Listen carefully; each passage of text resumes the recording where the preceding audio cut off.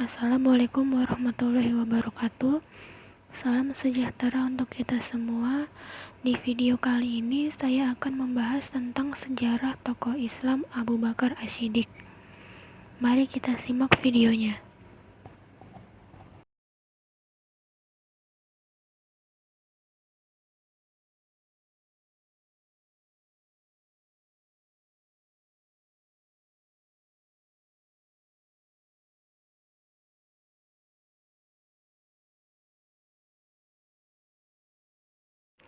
Biografi Abu Bakar Ash-Shiddiq. Nama lengkap Abu Bakar Ash-Shiddiq adalah Abdullah bin Utsman bin Amir bin Amru bin Ka'ab bin Sa'ad bin Tayyim bin Murrah bin Ka'ab bin Lu'ay bin Ghalib bin Fir bin Malik al-Quraisy al-Tamimi.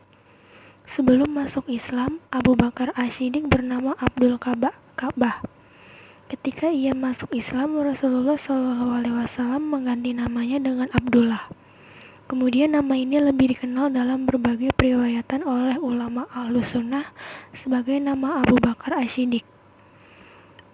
Abu Bakar Ash-Shiddiq dilahirkan di kota Mekah pada tahun 573 Masehi atau lebih kurang 2 tahun 6 bulan setelah tahun gajah dari keturunan Bani Tamim atau At-Tamimi, subsuku bangsa Quraisy.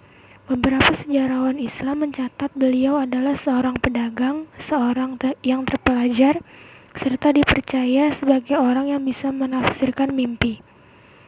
Dari sini dapat dipahami bahwa Abu Bakar Ash-Shiddiq lebih muda dari Rasulullah SAW karena beliau lahir pada tahun gajah atau tepatnya pada tahun 573 Masehi.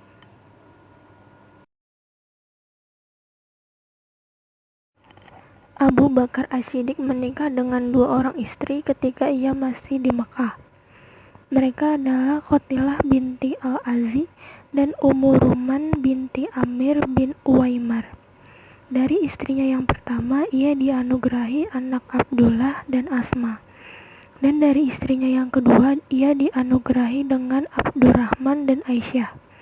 Setelah masuk Islam dan hijrah ke Madinah, Abu Bakar Ash-Shiddiq menikah kembali dengan 2 orang istri, yaitu Habibah binti Khorijah dan Asma binti Umais. Dari Habibah ia dianugerahi Ummu Kulsum yang lahir setelah ia meninggal. Sedangkan dari Asma ia dianugerahi dengan Muhammad.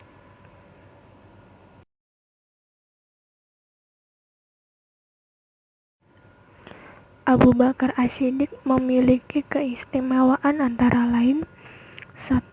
Abu Bakar Ash-Shiddiq diabadikan dalam Al-Quran. 2. Abu Bakar Ash-Shiddiq adalah orang yang pertama masuk surga. 3. Abu Bakar Ash-Shiddiq adalah orang yang senantiasa bersegera untuk kebaikan. 4. Abu Bakar Ash-Shiddiq adalah orang kepercayaan Rasulullah SAW. Dan 5. Abu Bakar Ash-Shiddiq adalah sahabat yang sangat tawadhu.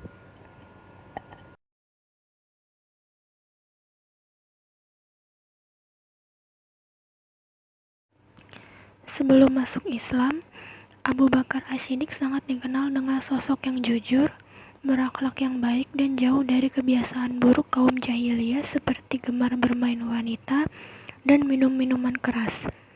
Dalam Sirah Nabawiyah, Ibnu Hisyam menjelaskan bahwa Abu Bakar Ash-Shiddiq merupakan sosok yang sangat lembut dan santun terhadap kaumnya, mudah suka kepada orang lain, seorang pedagang yang memiliki akhlak istimewa, dan ia sering didatangi oleh para pemimpin kaumnya untuk meminta berbagai pendapat dikarenakan ilmunya yang luas, pengalaman berdagangnya yang mapan, kedudukannya yang tinggi, dan penghormatannya yang tinggi kepada orang lain.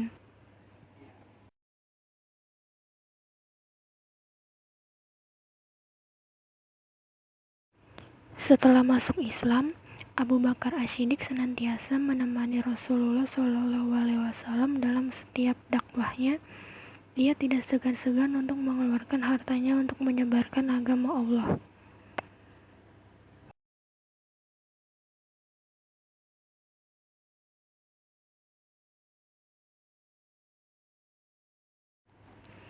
Abu Bakar Ash-Shiddiq dijadikan sebagai khalifah karena beberapa faktor, yaitu 1. Kepemimpinan Abu Bakar dalam sholat menjadi acuan dalam kepemimpinan Abu Bakar As-Siddiq sebagai pengganti Nabi.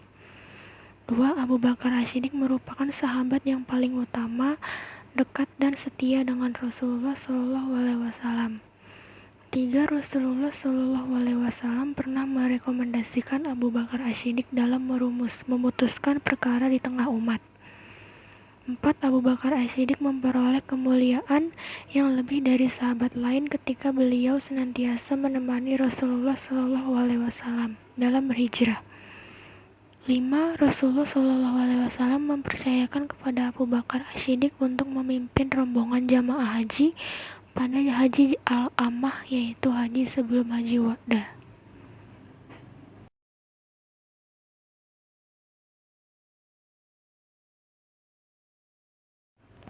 Abu Bakar As-Siddiq wafat pada tanggal 23 Agustus 634 pada usia 61 tahun di Madinah karena sakit yang dideritanya lebih kurang 15 hari. Pada rentang waktu tersebut ia hanya terbaring di tempat tidur dan tidak bisa melakukan sholat berjamaah bersama sahabat lainnya.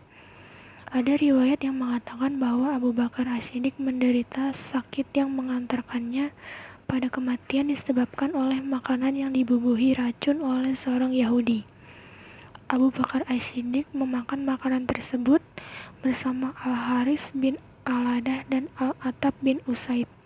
Mereka mengalami penyakit yang sama dan meninggal pada hari yang sama.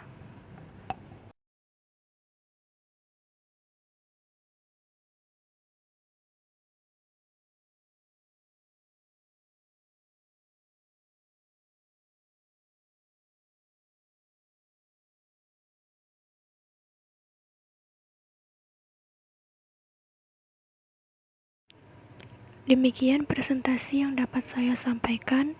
Kurang lebihnya mohon maaf. Semoga presentasi ini dapat bermanfaat bagi kita semua.